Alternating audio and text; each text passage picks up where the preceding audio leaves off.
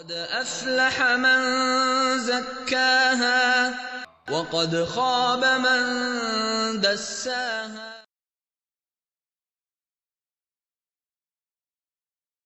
السلام علیکم ورحمۃ اللہ وبرکاتہ. الحمد للہ وکفا وسلام علی عبادہ الذین اصطفیٰ اما بعد. اعوذ باللہ من الشیطان الرجیم. بسم اللہ الرحمن الرحیم. قد افلح من زکاہا وقد خاب من دساہا. صدق اللہ العلی العظیم. الحمدللہ آج کل جس موضوع کے اوپر ہمارا بیان ہو رہا ہے وہ ہے ہماری کامیابی اور اصلاح حال، اصلاح نفس.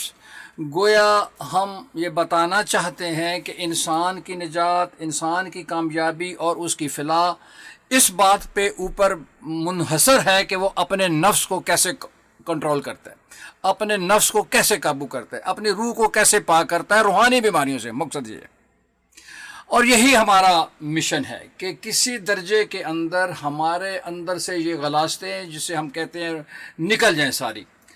اور اس کے پیچھے جو سب سے بڑا دشمن ہمارا ہے وہ ایک شیطان اور دوسرا نفس.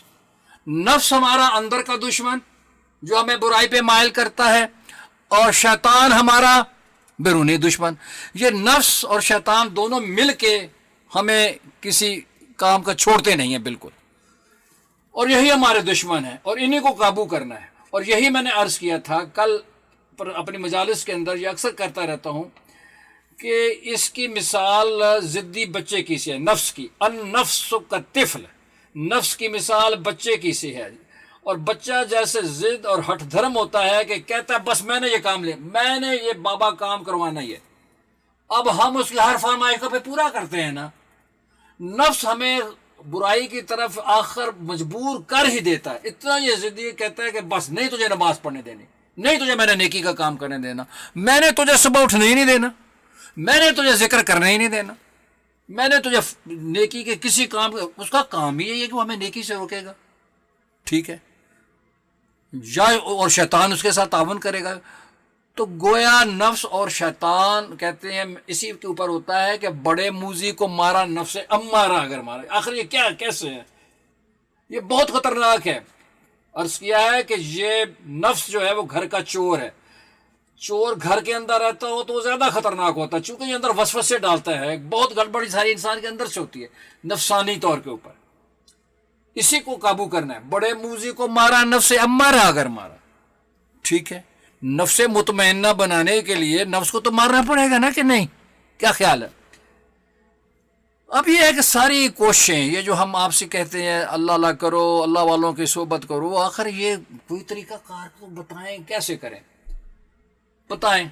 ہمارے علماء یا ہمارے دینی جگہوں پہ یعنی بہت کم اس بات کے اوپر عام طور پہ تذکرہ نظر آتا ہے کہ کوئی پریکٹیکل یا عملی طور کے اوپر نفس کی اصلاح کے لیے کوئی آپ تجاویز آپ کو دی جائے. بہرحال یہ فقیر آپ کو 2-3 طریقے بتاتا ہے، کوشش کریں. ہمارے مشائخ نے فرمایا ہے کہ نفس کو کنٹرول کرنے کے 3 طریقے. پہلا طریقہ کہ اس کو شہوات سے روکا جائے. شہوت، آج کل کے نوجوان یہ سمجھتے ہیں کہ شہوت کا لفظ فقط سیکس کے لیے استعمال ہوتا ہے. ایسی بات نہیں ہے، بلکہ عربی زبان میں یہ لفظ ہے نا شہوت، یہ اشتہا سے نکلا ہے. بھوک جسے کہتے ہیں مجھے اشتہا نہیں. بھوک کسی بھی چیز کی ہو سکتی ہے، اشتہا کسی بھی چیز کی ہو سکتی ہے. مثلا بعض لوگوں کو کھانے پینے کی بہت اشتہا ہوتی ہے، ان کا جی ہر وقت چاہتا ہے کہ یہ چیز کھائیں، وہ چیز کھائیں، یہ چیز بنائیں، وہ چیز بنائیں.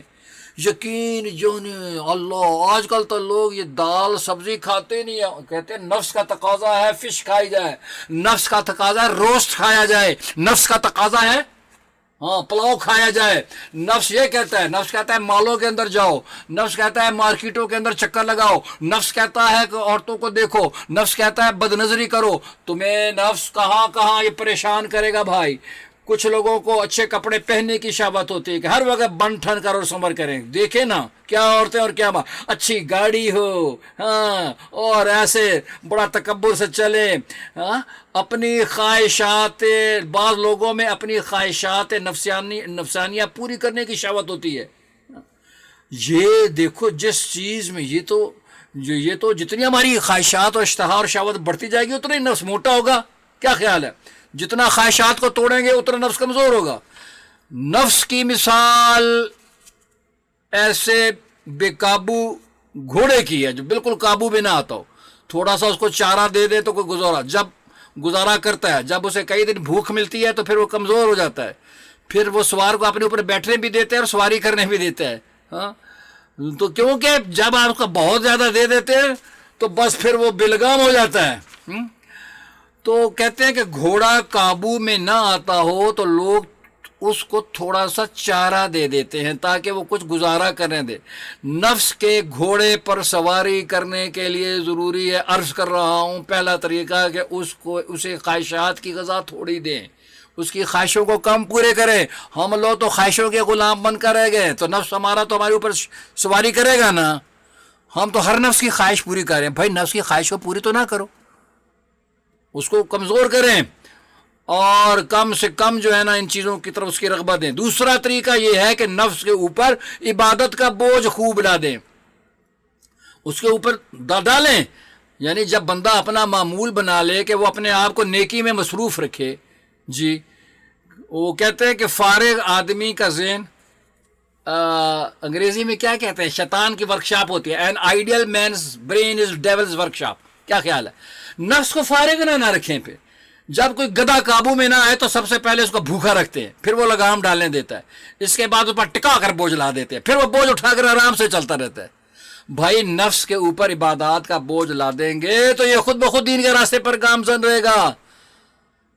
اگر پہلے 5 نمازیں پڑھتے ہیں تو تہجد شروع کریں، اشراق بھی شروع کریں، چاشت بھی شروع کریں، اوابین بھی شروع کریں. پہلے قرآن کا 1 سپارہ پڑھیں، 2 پڑھیں، تسبیحات کا وقت بڑھا دیں، مراقبے کا وقت بڑھا دیں.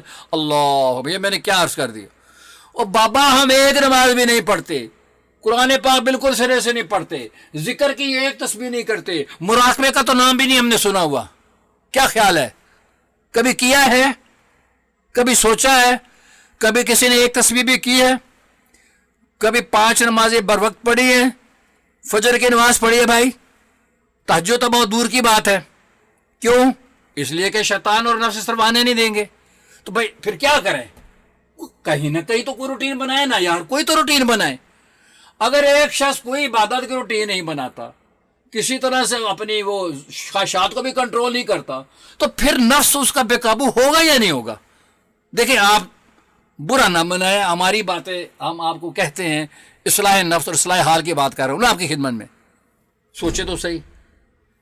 تیسرا طریقہ یہ ہے کہ اللہ رب العزت سے دعا مانگتے رہیں، کیونکہ نفس کی اصلاح اللہ کی رحمت کے بعد بالکل ممکن نہیں ہے. یقین جانیں بابا اللہ کا فضل نہیں ہوگا نفس کنٹرول، چاہے وہ کسی کا بھی ہو.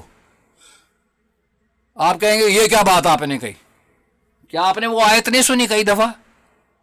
13واں سپارہ اسی آیت سے شروع ہوتا ہے. کیا بلا یوسف علیہ السلام کیا دعا فرما رہے ہیں؟ وَمَا أُبَرِّئُ نَفْسِي إِنَّ النَّفْسَ لَأَمَّارَةٌ بِالسُّوءِ إِلَّا مَا رَحِمَ رَبِّي. اور میں پاک نہیں کہتا اپنے نفس کو، بے شک نفس تو برائی سکھاتا ہے مگر جو رحم اور فضل کر دیا میرے رب نے. یہاں ما رحم ربی کے الفاظ انسانیت کے نام، یعنی رب رحمان کا یہ بہت بڑا پیغام ہے اللہ، انسانیت کے نام اللہ کا، کہ جس پر اللہ پاک کا رحم ہوگا، جس پر میرے اللہ کا فضل و کرم ہوگا، اس کا نفس اس کے قابو میں آ جائے گا. اگر اللہ نہیں چاہے گا تو وہ نفس اس کا بے لگام رہے گا. معلوم ہوا کو پہلے 2 کام کرنے کے بعد انسان اٹھائے اور اللہ رب العزت کے حضور پھر دعا مانگے کہ اے میرے مالک، جو میں کر سکتا تھا میں نے اس کی کوشش کی، میں جو کوشش کر سکتا تھا عبادت ہی اللہ کی. اے اللہ جو مجھے توفیق دی میں کر سکتا تھا میں نے کی. اے اللہ جو ذکر اذکار کر سکتا تھا میں نے کرنے کی کوشش کی، جو مراقبہ مجھے میرے شیخ نے بتایا کرنے کی کوشش کی. اے اللہ اب تو فضل فرما دے اور میرے نفس کو مغلوب کر دے اور میرے نفس کو نفس مطمئنہ بنا دے. یا ایتھا النفس المطمئنہ ارجعی الی ربک راضیۃ مرضیہ فادخلی فی عبادی وادخلی جنتی. اللہ اکبر. آئیے نفس کو اللہ کے ذکر سے کنٹرول کرتے ہیں. اللہ عمل کی توفیق نصیب فرمائے. وآخر دعوانا ان الحمدللہ رب العالمین. ألا بذكر الله تطمئن